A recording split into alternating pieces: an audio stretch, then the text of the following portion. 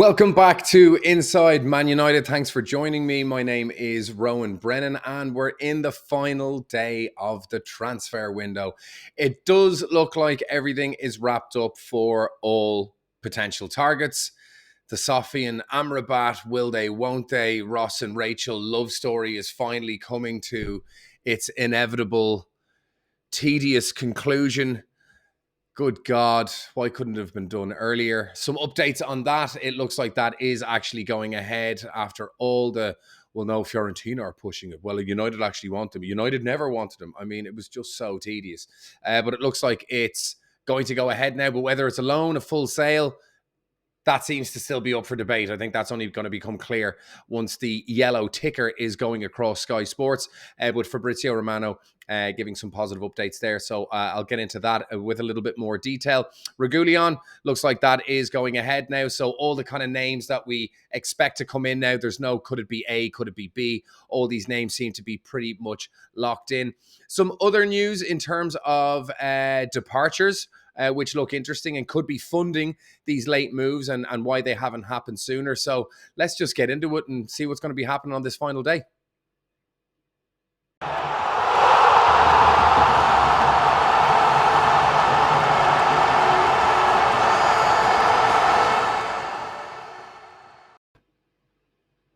So first and foremost, let's get the big ticket item out of the way. Sofyan Amrabat, that deal is finally coming to its conclusion. Thank the Lord.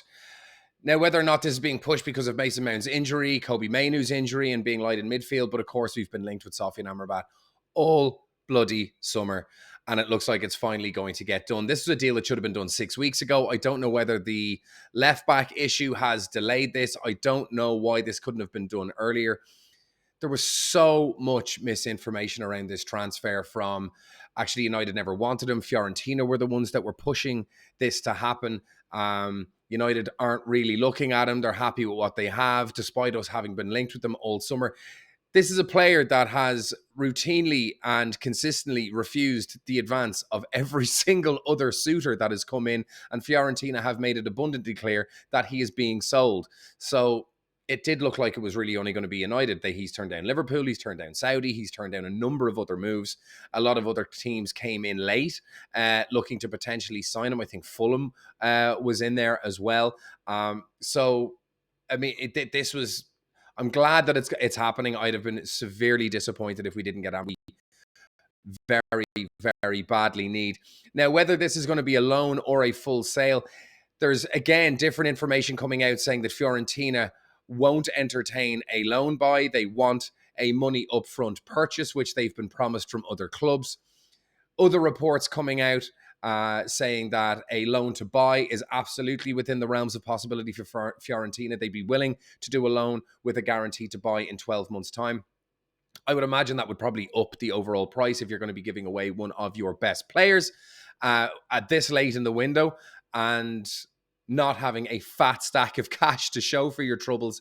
I would be adding on a few points to the overall price by the end of the summer, or maybe that's just going to be built into the loan amount between now and the summer, and what they could have bought him for now, they'll end up buying for in the summer, with maybe a couple of million, 2-3 million thrown on, maybe 4 million thrown on for the loan between now and the summer.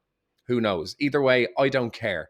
The player looks to be coming in. A medical is going to be done today. I think the cutoff point is 11 o'clock tonight. So it does look like Sofyan Amrabat is going to be coming into United. This makes for a very interesting set of choices for Ten Hag. Once Kobe Mainoo and Mason Mount are back and fit, United's midfield is going to be absolutely stacked. We're going to be able to use Casemiro sparingly, I think more intelligently. We're not going to have as much pressure on him to be doing a job. Eriksen, this could spell trouble for Eriksen, if I'm being perfectly honest. He, despite his goal against Forest, which instigated United's comeback, he was pretty anonymous for the game. I mean, a very creative player on his day, but he needs a bit of time, he needs a bit of space, and he needs a lot of help in that midfield area. So Eriksen could be in a bit of trouble here, because he was typically the one that would fall back and partner Casemiro while Bruno went forward.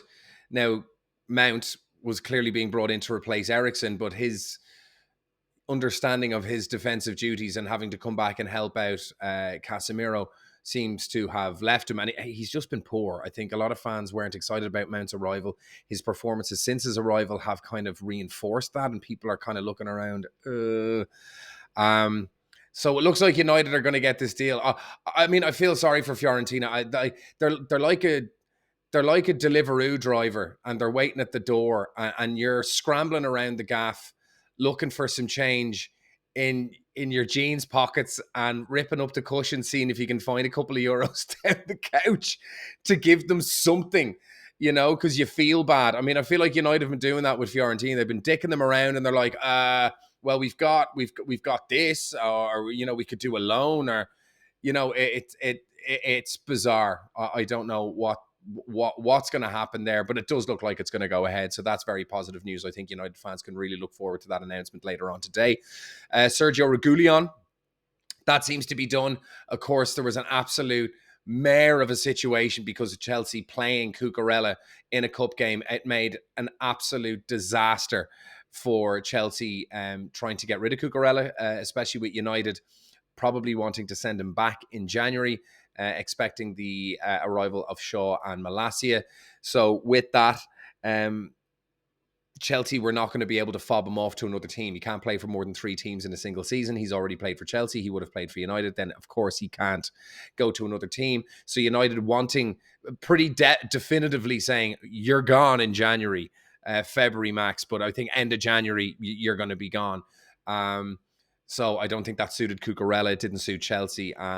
So yeah, it looks like that one's off. Regulion's on. How much they're getting Regullion for, I don't know. I'm actually kind of excited about Regullion. 26 years of age, great age profile. United were in for him back in the day when he was going from Real Madrid to Spurs. And I mentioned this in yesterday's video. Regullion was voted best left-back in La Liga at the age of 22. That is no mean feat. You do not become the best left-back in La Liga when he was on loan at Sevilla at the age of 22 if you don't have something about you. So this is a very exciting young player. He's kind of hitting into the peak of his years now. It hasn't worked out for him at Atletico. He played very well at Spurs, to be honest. He linked up well with Harry Kane. He's got 2 feet. He's ambidextrous. He can play left foot, right foot, which is a huge, huge asset to have when you're going to be performing overlaps, cutting inside into those inside spaces, into the half space. I'm really excited about Regullion coming in. I think he's going to be a great attacking threat. He's going to link up well with Rashford. And I can't wait to see what he does. He's going to be hungry to prove a point. And maybe Shaw doesn't have anything to worry about, but I mean, certainly Malacia might. And if you can get Regullion for a very low cut price fee, I would certainly have him in the ranks. Malacia was training on and doing well, but Regullion, he has shown the world of football stuff that Malacia has yet to show. So let's see how that one works out. How much it's going to cost, I don't know what financial situation United are in at the moment. I mean, it could be, €3.50 a Twix and a tube of Pringles and a bottle of Coke at this stage, the way United are going on, the way they've treated this Amrabat scenario. So I don't know what Regulion's fee is going to be between now and January. I hope he absolutely crushes it and hits the ground running. I can't wait to see that kid play. So that's it for the kind of definites. Baynder, the reserve keeper, he's already in. I think about £4.5 million he was brought in for. United, amazing at getting deals done for number 3 keepers, whether you're Tom Heaton, Lee Grant, or now Baynder. We can get the job done nice and quick when it's a third choice keeper. We're brilliant for that. But when it comes to first team starters, not so much. So Baynder, Regullion and Amrabat, they seem to be rounding out United's summer transfer business. And that's pretty much going to be it. I expect confirmations across the board there. In terms of departures, Scott McTominay is being seriously looked at by Fulham. Fulham were obviously looking at Fred, as we all well know, earlier in the summer transfer window. But it looks like with certain clubs circling for Paulinho, who seems to be wanting a move, it looks like Fulham are resigned to losing him and looking to get another kind of box-to-box, all-action, physical, robust midfielder into their ranks and are looking at Scott McTominay. Is that what has been able to allow these other transfers for United to happen? I don't know. Certainly the Dean Henderson money, with him having moved to Crystal Palace for a fee of 20 million, will certainly have helped things move along there. But McTominay now looking like he is going to be excessive in United's midfield. United are not going to need him if we're able to bring in Sofyan Amrabat, another physical midfielder who's got far better ball playing skills and progressive skills than Scott McTominay. So could we see Scott McTominay moving to Fulham before the end of the window? Who knows? It looks likely. There seems to be a lot of noise around that transfer. I'd love to see Scott McTominay do well. I mean, we saw it with Andreas Pereira.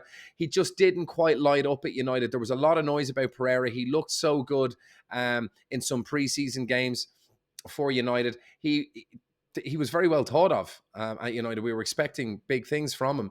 He just never quite lit it up.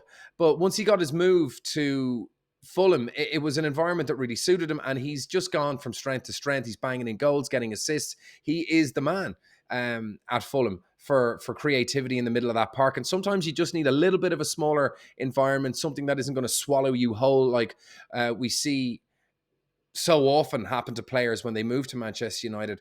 And Pereira has done so well since moving there. So can McTominay revive his career there? I have no doubt. I'd love to see Pereira and McTominay link up at Fulham and keep doing a job there and doing so well. But with Fulham's midfield being one of their strongest assets.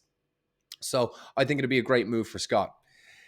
In other news, United being linked with Bruno Fernandes 2.0. I love when there's a 2.0 and a current player with other players being compared to. Joao Neves of Benfica, the 18-year-old Portuguese Wonderkid, being linked with a move to Manchester United. Big things about this kid. I've not seen him play. I'm not going to pretend like I've done some deep dive on this kid, but this news is doing the rounds at the moment. United being heavily linked with him. Not with a move this summer, but more likely next summer. He does now have a buyout clause of 120 million euro. He's played, I think, only a handful of games for Benfica this year, around 20 games, no goals. So I don't know what this excitement is all based on, but that is the name that's doing the rounds. Joao Neves, 18 years of age, Benfica midfielder, very creative, supposed to be, the new shiny toy on the young genius horizon. So United being linked with a move in there. Apparently they've already made contact with Benfica, trying to organize a potential move for next summer. So that's on the agenda at the moment for United next year. So that's it. It looks like United's business is going to basically be wrapped up. Sofyan Amrabat in the door. Could it be a loan? Will it be a full purchase, a full sale? Who knows? I don't care. As long as he's in there doing his thing, I'm excited. Regullion coming in, left back. Also excited to see him. So all in all, while we did kind of faff around this summer with trying to get business done, I am quite excited about getting Regullion and Amrabat in through the door. I think they're two great bits of business given what we needed to get done. There is talk that United would have liked another striker, but I think what happened at left back probably slowed things down there a little bit. And with Rasmus Højlund coming back in, Martial still fit and doesn't look like he's going anywhere this window. So we've got Martial, Regullion, Rashford that can play in those forward positions. Of course, Sancho can come in as a false nine. I think for the forward line, United are pretty well stocked. Would it have been nice to have another striker? Sure, but we haven't shifted Martial, so he's there. He's just another body, another number. Hopefully he can get his form back into place. Rasmus Højlund looking like he could get some minutes against Arsenal this Sunday. I can't wait to see this guy. There's going to be a ridiculous amount of pressure and people are going to expect him to score a hat-trick and over a bicycle kick and one with his left, one with his right, one with his head. I just want to see him put on a United jersey. I think he's going to be getting the number 11. I think that is what is going to happen now with Greenwood departing the club. Rasmus Højlund will be getting the number 11. That's the rumor anyway, but let's see what happens. I can't wait for that game on Sunday. If there are any more updates and news between now and 11 o'clock tonight, be sure I will make a video and I will get it out there as soon as possible. If it's your first time watching, please like, please subscribe. If you've joined me again, welcome back and thank you for your support.